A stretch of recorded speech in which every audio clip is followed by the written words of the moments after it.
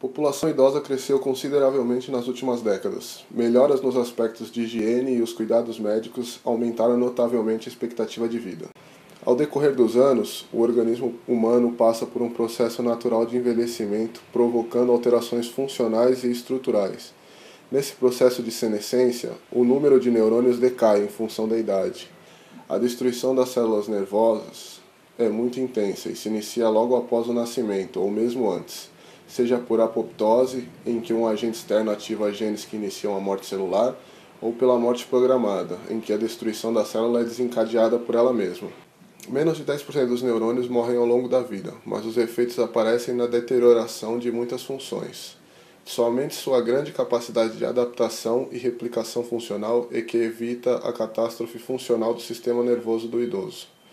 Os tempos de reação são maiores. A coordenação, especialmente a que envolve movimentos mais complexos, tornam-se gradativamente mais difíceis. A precisão de movimentos, onde é requerida a segurança para atingir um alvo, torna-se menor. A marginalização social da maioria dos idosos e a perda da capacidade de decisão sobre sua vida são outros fatores que acentuam a deficiência imunológica e a menor aquisição de conhecimento, e apressa o declínio intelectual. Ensinar um grupo de idosos uma coreografia de dança usando o aparelho Kinect como ferramenta de ensino, ressaltando que as danças são conteúdos que, além da riqueza e multiplicidade de movimentos, podem provocar uma melhoria na qualidade do gesto motor. Porém, essa gestualidade mais elaborada transcende a ação motora, adquirindo um significado mais amplo relacionado com o sentimento afetivo e social. Os elementos que compõem a dança, deslocamentos, gestos, postura, qualidade de movimentos, ritmo, variações espaciais, etc., transformam-se em elementos importantes para suprir as deficiências das atividades da vida diária. Pelo fato de serem sedentários, quase não terem nenhuma atividade física e por alguns terem pouco contato com o ambiente externo, esse tipo de prática faz com que eles saiam da rotina, a fim de dar alguma mobilidade além do básico que eles fazem no dia a dia.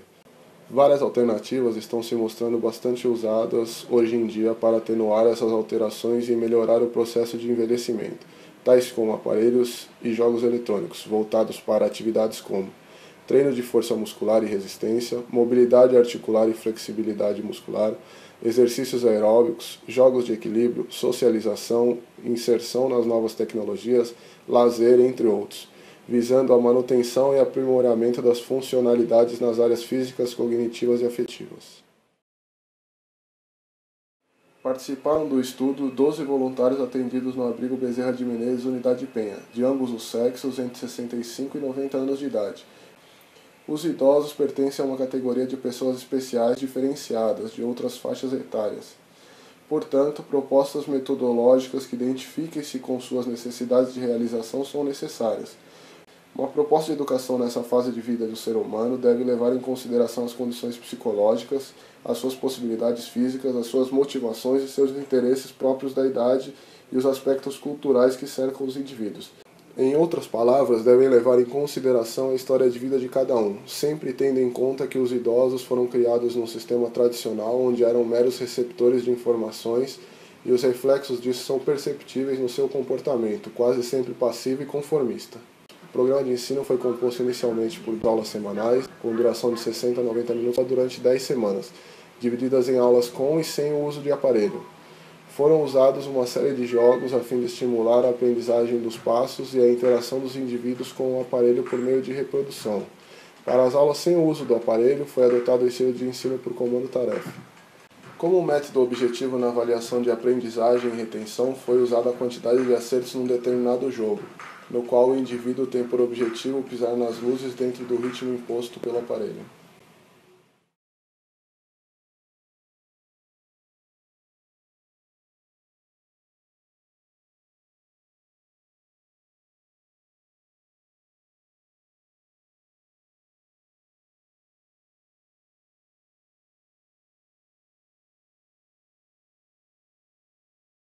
Próximo do seu corpo, para ele entender que você só está mexendo nos menus, porque esses aqui são menus.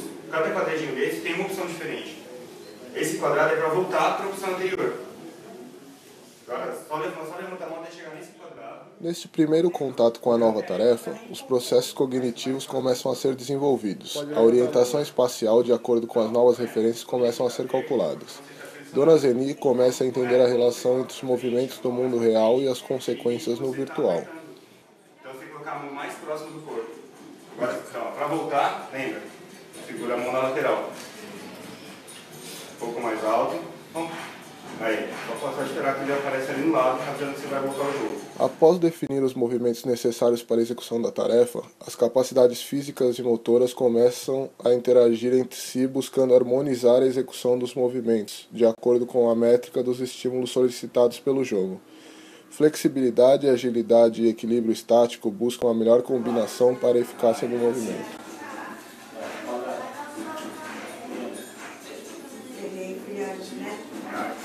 Ainda no estágio cognitivo da aprendizagem, muitos erros de execução são verificados, muito porque grande parte da atenção está voltada para a compreensão e análise das variáveis da tarefa.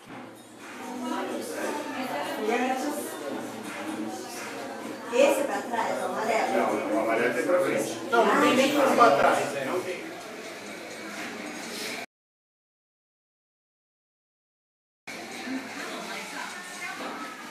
Quando dá o vermelho, que foi errado, né? Foi errado. Ele sempre avisa de onde a cor vai vir, ele brilha antes. Tá.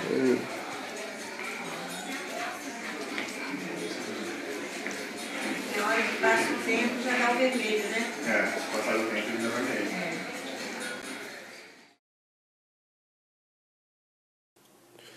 Após sua primeira passagem pelo equipamento, Dona Zeni descansa enquanto outra pessoa faz o exercício, mas enquanto isso aproveita para tirar dúvidas em relação à tarefa. Mesmo de fora, consegue aprender através da observação e agora com mais disponibilidade para compreender os movimentos, fazendo ajustes no programa motor, pois está menos envolvida com a execução.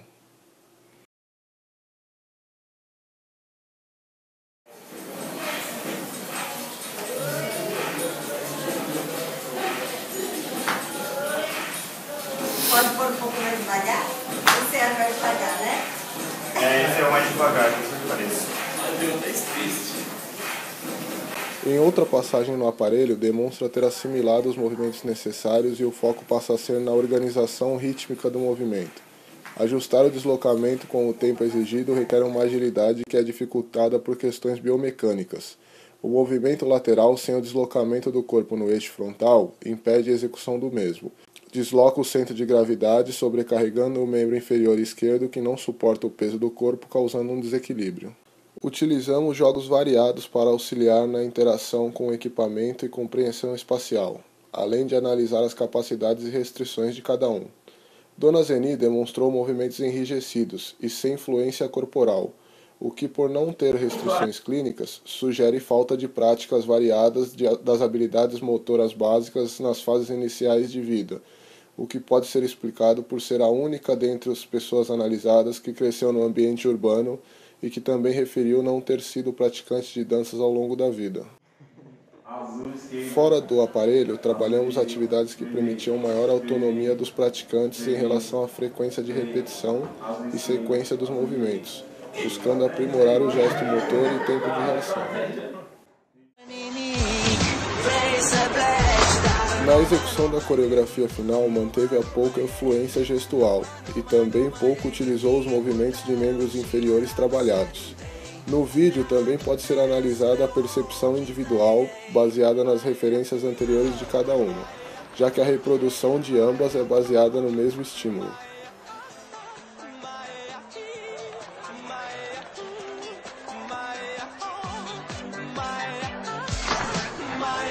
Apesar das restrições, Dona Zeni foi quem me apresentou maior aprendizagem nas tarefas, mesmo tendo sido a última a entrar no grupo.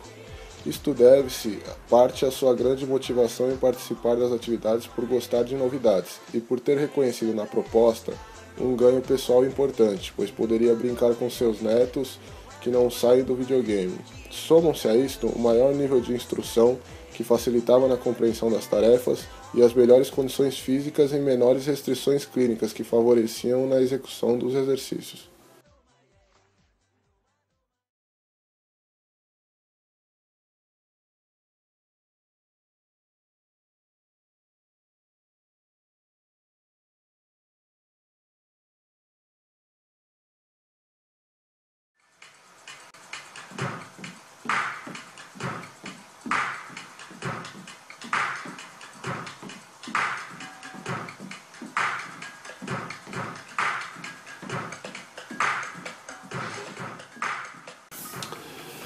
Nesse primeiro contato, colocamos um jogo em que o jogador tem que pisar em determinado botão quando ele mudar de cor. Para facilitar, nós marcamos o local onde eles teriam que pisar com diferentes tipos de cor e formato.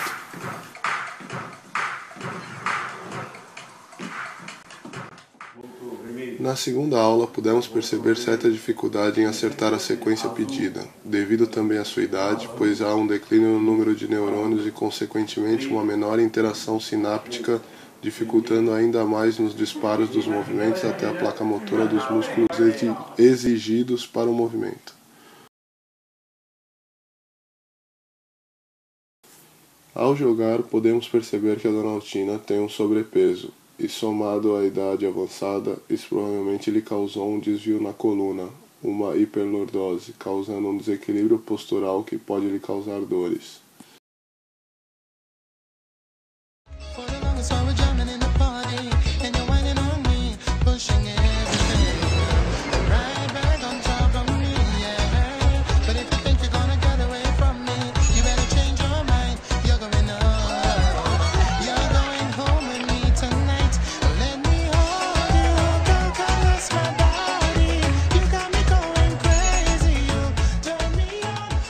Podemos perceber também que ela efetua somente movimentos curtos e sem muita segurança, por conta da sarcopenia, perda da massa muscular, que causa perda de força muscular, diminuição de equilíbrio estático e dinâmico e agilidade. Porém, na quinta aula pudemos observar que mesmo com tais problemas ela ainda mantém flexível os membros inferiores. Por ela gostar de dançar, tem grande influência para facilitar na hora da dança.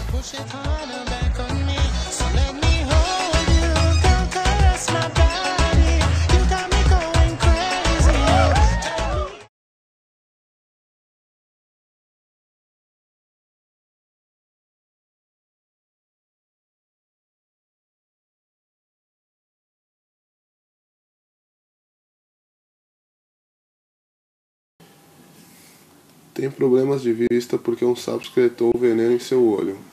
Devido a um derrame ocorrido há alguns anos, apresenta também alterações na memória, atenção, falta de iniciativa, apatia, disartria, dificuldade para articular a palavra, disfonia, enfraquecimento da voz e hipercifose, aumento pronunciado na concavidade da curva torácica.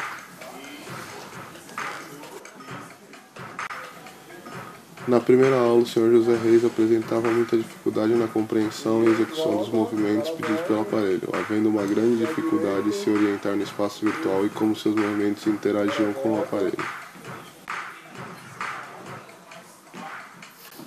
Vimos que sempre que lhe era passado um movimento onde ele teria que pisar em uma cor específica no chão, ele primeiro tem que olhar para obter uma confirmação visual da cor e sua localização.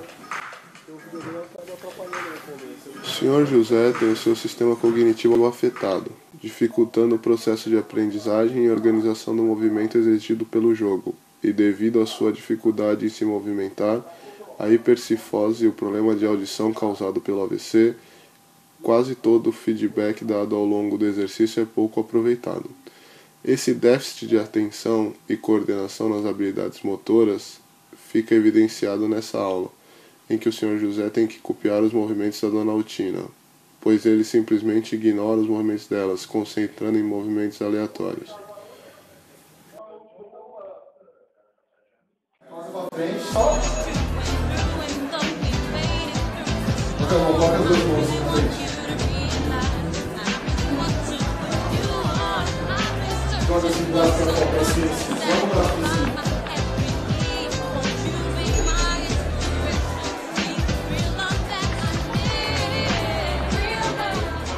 Notamos que com o passar das aulas a modificação no comportamento motor dele se torna mais evidente e mais automatizado, pois ele parece ter uma necessidade menor de uma confirmação visual, mas obteve pouca compreensão do exercício, pois ele usa de um mesmo movimento em outra atividade.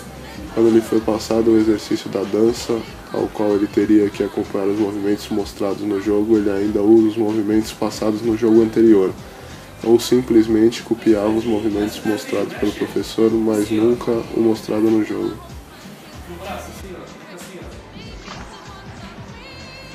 Tentamos a utilização de jogos variados para auxiliar na interação com o equipamento e compreensão espacial, além de analisar suas capacidades e restrições. Trabalhamos atividades que permitem maior autonomia por parte do Sr. José em relação à frequência de repetição e sequência de movimentos, buscando aprimorar o seu gesto motor e tempo de reação.